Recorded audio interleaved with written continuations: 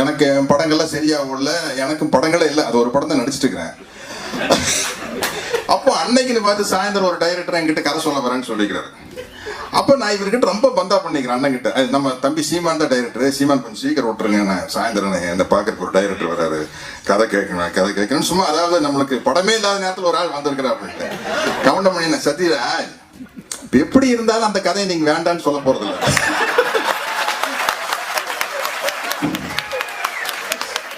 ஏன்னா நம்மளுக்கு கண்ணு கட்டின தூரத்துக்கு வேற எவனும் வரல. நீங்க எப்படி இருந்தாலும் கதவை சாத்தி தாள் போட்டுட்டு தான் அந்த கதையை கேட்க போறீங்க. ஏன்னா அவன் எந்திரிச்சு போயிட்டான்னு வச்சுங்களா, நம்மளுக்கு படம் இல்லை. அதனால எதுக்கு இவ்வளவு பில்டப் போட்டு சிரிப்பு தாங்க முடியல.